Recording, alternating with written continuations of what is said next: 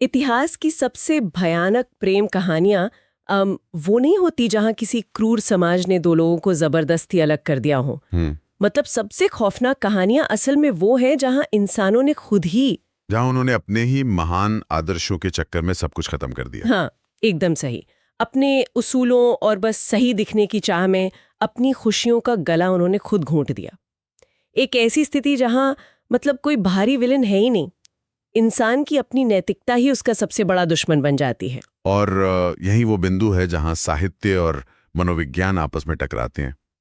इंसान का दिमाग खुद को बचाने के लिए कितने जटिल जाल बुनता है, ये देखना सच में हैरान करने वाला होता है। बिल्कुल। खासकर तब जब वो उन जालों को कर्तव्य या त्याग का नाम दे देता है। तो आज हमारी इस विस्तृत चर्चा का केंद्र बिल्कुल यही मनोवैज्ञानिक जाल है। हमारे पास जो स्रोत सामग्री है वो धर्मवीर भारती द्वारा रचित हिंदी साहित्य के क्लासिक उपन्यास गुनाहों का देवता के कुछ बेहद खास अंश है। बहुत ही प्रभावशाली काम है ये। बहुत ज्यादा। और हमारा मिशन यहाँ कोई पुरानी प्रेम कहानी सुनाना नहीं है। हम 1950 के दशक के इलाहाबाद के उस बौद्धिक और रोमांटिक माहौल में उतरने वाले हैं। हम ये डिकोड करेंगे कि कैसे इंसान अपनी सबसे गहरी भावनाओं को दबाता है और कैसे वो दबी हुई भावनाएं किसी न किसी रूप में विस्फोट करती ही हैं। हाँ, है ना? एकदम। वो विस्फोट करती ही हैं। इस कहानी के पृष्ठभूमि को समझना सबसे पहला और सबसे जरूरी कदम है। 1950 का इलाहाबाद सिर्फ एक शहर नहीं था। मतलब वो एक ऐसा माहौल था जहां आधुनिकता और पुरानी परंपराएं आपस में बहुत जोर से संघर्ष कर रही थीं। स्रोत सामग्री में इलाहाबाद के मौसम को एक मनमौजिक कलाकार या नगरी देवता कहा गया है। बिल्कुल। हवाओं में एक अल्हड़पन है, एक ऐसा माहौल जो किसी तयशुदा सांचे में नहीं बनता। और ठीक इसी मनमौजी शहर के बीच पनपता है चंदर और सुधा का रिश्ता, जो खुद किसी सामाजिक परिभाषा में फिट नहीं बैठता। हाँ, वो किसी सांचे में नहीं आते। अब एक चंदर एक बेहद गंभीर अनुशासन में रहने वाला अर्थशास्त्र का रिसर्चर है और वो अपने गुरु डॉक्टर शुक्ला का बहुत सम्मान करता है। हाँ, और सुधा उसी डॉक्टर शुक्ला की बेटी है, एकदम चंचल, मासूम और चंदर के प्रति पूरी तरह से समर्पित। इन दोनों के बीच के पावर डायनामिक्स को समझने के लिए स्रोत में एक बहुत ही दिलचस्प घटना का जिक्र है, वो चाय वाला किस्सा। अरे हाँ, वो किस्सा बहुत कुछ कह जाता है ना? मतलब चंदर एक गंभीर रिसर्चर है जिसे काम करने के लिए एकदम स्ट्रॉन्ग, कड़क चाय चाहिए होती है। लेकिन सुधा क्या करती है? वो प्याले में बहुत सारा दूध डाल देती है और नाम मात्र की चाय पत्ती। बिल्कुल बच्चों वाली चाय। हाँ, और चंदर उस चाय को देखकर अंदर ही अंदर कुड़ता है, लेकिन सुधा की मासूम जिद के आगे बिना कुछ कहे उसे पी लेता है। ये छोटी सी घटना कोई साधारण बात नहीं है। ये असल में उनके रिश्ते का पूरा मनोवैज्ञानिक नक्शा है। चंदर पूरी दुनिया के लिए, अपने करियर के लिए एक बहुत ही सख्त और अनुशासित इंसान है। लेकिन सुधा के उस अघोषित अधिकार के सामने उसका सारा अनुशासन ढह जाता है। सुधा जानती है कि वो चंदर की सीमाएं लांघ सकती है, और शायद चंदर को भी ये सीमाएं लांघना अवचेतन रूप से पसंद है। बिल्कुल, उसे पसंद है। अगर मैं इसे आज के नजरिए से देखूं तो मुझे उनका ये रिश्ता एक प्रेशर कुकर की तरह लगता है। एक ऐसा कुकर जिसकी सीटी जानबूझकर जैम कर दी गई है। बहुत ही सटीक एनालॉजी है ये। मतलब बाहर से देखने पर सब कुछ एकदम शांत, स्थिर और सुरक्षित लगता है, गुरु की बेटी और एक जिम्मेदार शिष्य का पवित्र रिश्ता।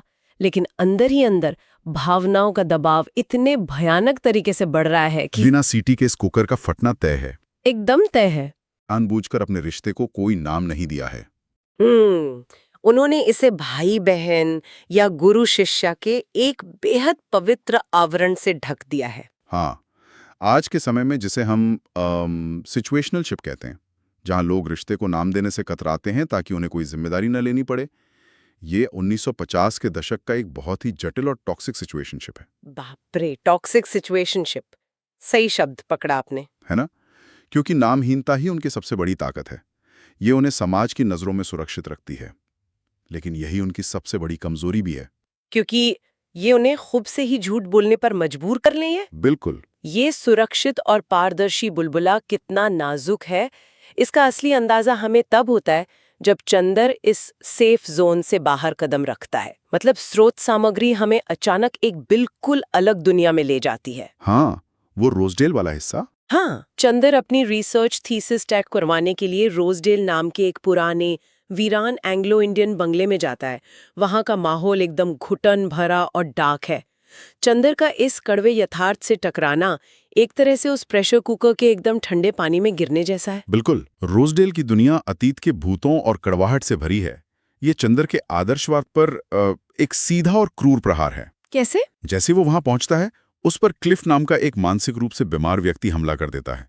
क्लिफ उसकी गर्दन पकड़ लेता है क्योंकि उसे लगता है कि चंदर उसके गुलाब चुराने आया है। ओह, वो गुलाब वाला जुनून। हाँ, क्लिफ उन गुलाबों को अपनी मृत पत्नी की याद में एक जुनून की तरह सहेजता है, जबकि सच्चाई यह है कि उसकी पत्नी ने जीते जी उसे धोखा दिया था। क्लिफ का ये पागलपन सच में डरावना है। मतलब वो एक ऐसे प्यार के लिए अपनी मानसिक शांति खो चुका है जो असल में कभी था ही नहीं। और इसी अफरा तफरी के बीच एंट्री होती है मिसेस डी रोज यानी पम्मी की, पम्मी, जो क्लिफ की बहन है। हाँ, तलाकशुदा, बेहद कुशल टाइपिस्ट और शादी जैसी संस्था से सख्त नफरत करने वाली महिला।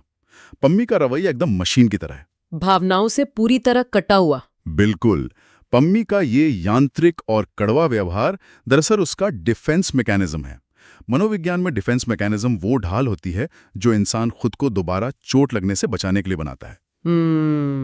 पम्मी ने धोखा खाया है, उसने अपनी शादी को बुरी तरह टूटते हुए देखा है। इसलिए उसने तय कर लिया है कि प्यार नाम की चीज एक छलावा है, एक बीमारी है। वो मानती है कि इंसान को सिर्फ अपने काम और वास्तविकता पर ध्यान देना चाहिए। एकदम सही।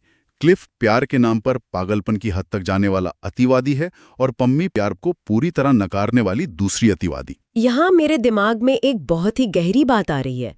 क्या पम्मी सिर्फ एक साइड कैरेक्टर है या फिर उसका ये अत्यधिक कड़वा यथार्थवाद चंदर के लिए भविष्य की कोई चेतावनी है? ये बहुत ही अच्छा सवाल है। मुझे लगता है कि पम्मी की कड़वाहट असल में चंदर के जरूरत से ज्यादा आदर्शवादी होने का आईना है। चंदर क्लिफ और पम्मी के बीच खड़ा है।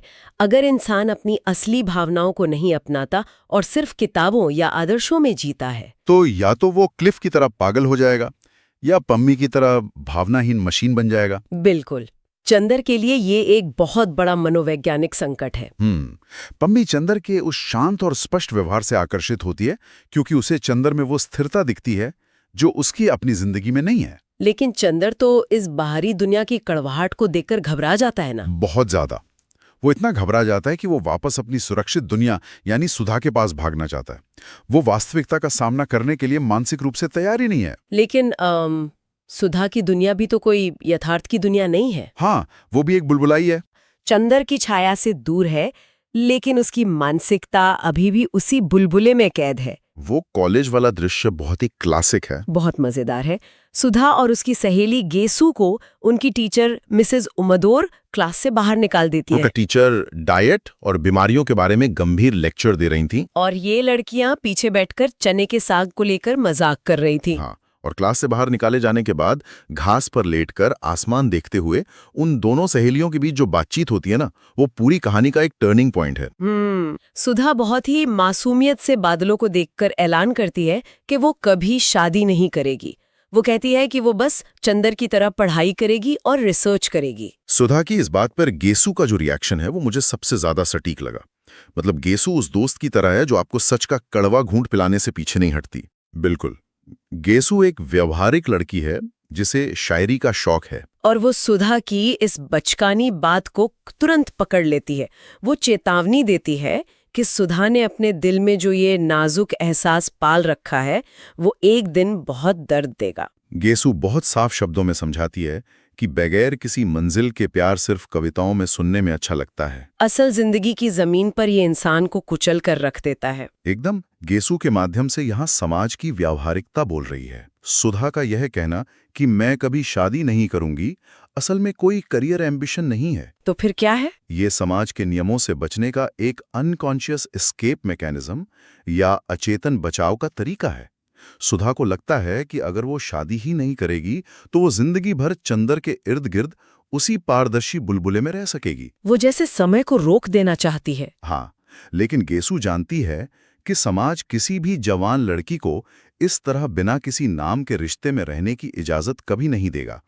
समाज का हस्तक्षेप तो होना ही है। और वो हस्तक्षेप हो ही जाता है। बिल्कुल। वो बाहरी दुनिया जिसे सुधा और चंदर छिपने की कोशिश कर रहे थे, आखिरकार उनके दरवाजे पर दस्तक देती है। डॉक्टर शुक्ला के भाई सुधा के लिए शादी का रिश्ता लेकर आते हैं। और जैसे ही ये शादी की बात चलती है, चंदर के उस जमे हुए प्रेशर कुकर में दरारें पड़ने लगती हैं। चंदर गहरे डिप्रेशन में चला जाता है। यहाँ चंदर की प्रतिक्रिया बहुत ही चौंकाने वाली है। मतलब जब उसे अपनी भावनाओं का सामना करना चाहिए, तो वह क्या करता है? वो खुद को समाज सुधार और अर्थशास्त्र के बड़े बड़े चार्ट्स बनाने में डुबो देता है। हाँ, वो अचानक से गरीबी, मृत्यु दर और समाज के कल्याण के आंकड़े जमा करने लगता है। बिल्कुल। सच कहूं तो यहाँ मुझे चंदर पर भयानक गुस्सा आता है। मतलब सुधा की जिंदगी का फैसला हो रहा है और ये इंसान बैठकर डेथ रेट के ग्राफ बना रहा है। मैं समझ सकता हूँ आपका गुस्सा। मैं चंदर के इस पूरी महानता को चुनौती देना चाहती हूँ। क्या चंदर का ये महान सामाजिक उद्देश्य, ये जो उसका दुनिया को सुधारने का अचानक से जागा हुआ जुनून है, वो असल में उसकी कायरता नहीं है? एक तरह से हाँ। वो समाज को बदलने की बड़ी बड़ी बातें सिर्फ इसलिए कर रहा है क्योंकि उसमें अपनी खुद की जिंदगी, अपनी खुद की सच्चाई का सामना करने की हिम्मत नहीं है। वो भाग रहा है। हाँ, वो अपनी व्यक्तिगत भावनाओं से भागने के लिए इन चार्ट्स और ग्राफ्स के पीछे छिप रहा है। ये नैतिकता नहीं है, ये चरम स्वार्थ है, जहां इंसान अपनी छवि साफ रखने के लिए अपनी ही प्यार की बलि चढ़ा देता है। इस मनोवैज्ञानिक प्रक्रिया को सबलाइमेशन कहते हैं। सबलाइमेशन? हाँ, जब कोई इंसान किसी भारी भावनात्मक आघात या ऐसी इच्छा का सामना करता है जिसे समाज स्वीकार नहीं कर सकता, तो वो उस ऊर्जा को किसी ऐसे काम में मोड़ देता है जिसे समाज बहुत महान मानता हो। अच्छा, तो वो समाज सेवा का सहारा ले रहा है। बिल्कुल। चंदर का समाज सेवा में पागलपन की हद तक डूब जाना असल में उसके टूटे हुए दिल की चीख है। लेकिन हमें 1950 के दशक के उस नैतिक दबाव को भी समझना होगा। वो डॉक्टर शुक्ला वाला एंगल। हाँ, डॉक्टर शुक्ला ने चंदर को अपने बेटे की तरह रखा है, उसका करियर बनाया है। चंदर के लिए डॉक्टर शुक्ला की बेटी को एक प्रेमिका की नजर से देखना एक अक्षम्य पाप है, एक गुनाह है। वो कायर शायद ना हो, लेकिन वो अपने कर्तव्य और कृतज्ञता के बोझ तले इस कदर दबा है कि उसने अपनी इंसानियत को ही मार दिया है। और इसी घुटन के बीच एक पल ऐसा आता है जो सच में रोंगटे खड़े कर देता है। वो सवाल। हाँ। सुधा बहुत मासूमियत से सीधी नजरों से चंदर से पूछती है, क्या तुमने कभी किसी से प्यार किया है? और चंदर कोई जवाब नहीं दे पाता। वो बस खामोश रहता है। उसकी ये खामोशी हजारों शब्दों से ज्यादा भारी है। वो ये स्वीकार ही नहीं कर सकता कि उसके सारे उसूलों के बावजूद वो सुधा से ही प्यार करता है। और इसी चरम तनाव के बीच पम्मी का सुधा के घर आना इस कहानी में आग में घी डालने का काम करता है। अरे हाँ, पम्मी की एंट्री। पम्मी, जो अब तक रोजडेल के उस अंधेरे बंगले का हिस्सा थी, वो सीधे सुधा के सुरक्षित घर में प्रवेश कर जाती है। ये बाहरी कठोर दुनिया का उस मासूम दुनिया में सीधा अतिक्रमण है। पम्मी का वो संवाद बहुत ही अजीब और तीखा है। मतलब वो सुधा से चंदर की पसंद नापसंद पूछने लगती है, जैसे चंदर को ब्लैक टी पसंद है, उसे कौन सी कविताएं पसंद है। और सुधा ये सब बता तो देती है, लेकिन पम्मी का अगला बयान सुधा की दुनिया हिला देता है। हाँ, पम्मी कहती है कि लड़कियों को 14 से 34 साल की उम्र तक सख्त अनुशासन में रखना चाहिए या उनकी शादी कर देनी चाहिए, ताकि वे भावनाओं में बहकर कोई बेवकूफ़ी ना करें। पम्मी का ये बयान उस समाज की निर्मम सच्चाई है जो भावनाओं को सिर्फ एक खतरा मानता है। बिल्कुल। और पम्मी खुलकर चंदर में अपनी दिलचस्पी दिखा रही है, जो सुधा के उस अघोषित एकाधिकार के लिए एक सीधा खतरा है।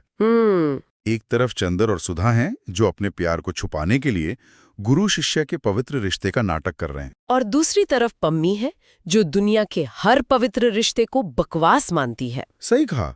पम्मी की उपस्थिति ये साबित कर देती है कि आप चाहे कितने ही ऊंचे आदर्श बना लें, वास्तविकता अपनी जगह बना ही लेती है। अगर हम इन सारे बिखरे हुए पन्नों और स्रोत सामग्री को एक साथ जोड़ें तो एक बहुत ही विचलित करने वाली तस्वीर उभर कर सामने आती है। बिल्कुल आती है। चंदर भी सोचा था कि अगर वो अपनी भावनाओं को मार देगा तो वो एक आदर्श शिष्य बन जाएगा। सुधा ने सोचा था कि अगर वो दुनिया से आंखें मूंद लेगी तो उसका प्यार हमेशा सुरक्षित रहेगा। और पम्मी ने सोचा था कि अगर वो प्यार से नफरत करेगी तो उसे कभी दर्द नहीं होगा। तीनों ही किरदारों ने यथार्थ का सामना करने से बचने के लिए अपने अपने मनोवैज्ञानिक किले बना लिए। चंदर का आदर्शवाद, सुधा की मासूमियत और पम्मी की कड़वाहट, ये सब असल में एक ही सिक्के के अलग अलग पहलू हैं। हाँ। ये सब डर से पैदा हुए डिफेंस मैकेनिज्म हैं। इस स्रोत सामग्री की सबसे बड़ी और गहरी इनसाइट यही है कि इंसान की भावनाएं किसी भी सामाजिक नियम, अर्थशास्त्र के चार्ट या किसी झूठे अनुशासन के गुलाम नहीं होती। बिल्कुल नहीं। जब आप उन्हें दबाते हैं तो वे आपको ही अंदर से खोखला कर देती हैं। ये पूरी चर्चा उस धारणा को तोड़ देती है कि किसी रिश्ते की विफलता के लिए हमेशा कोई बाहरी ताकत जिम्मेदार होती है। अक्सर सबसे बड़ी दीवारें समाज नहीं, इंसान खुद खड़ी करता है। सही बात है। एक बहुत ही गहरा विचार मन में आता है। हम अक्सर महान बनने, सही दिखने और अपने कर्तव्यों का पालन करने की होड़ में इतने अंधे हो जाते हैं कि ये भूल जाते हैं कि एक आदर्श इंसान की मूर्ति बनने से कहीं ज्यादा जरूरी एक जिंदा और खुशहाल इंसान बनना है। क्या उन उसूलों और सिद्धांतों का कोई मोल है जिनकी कीमत हमारी अपनी ही रूह की मौत हो? जब भी महानता और त्याग की पुरानी कहानियां सामने आएं, तो ये जरूर सोचना चाहिए कि उस महानता के पीछे कितने अनकहे गुनाह छिपे हैं।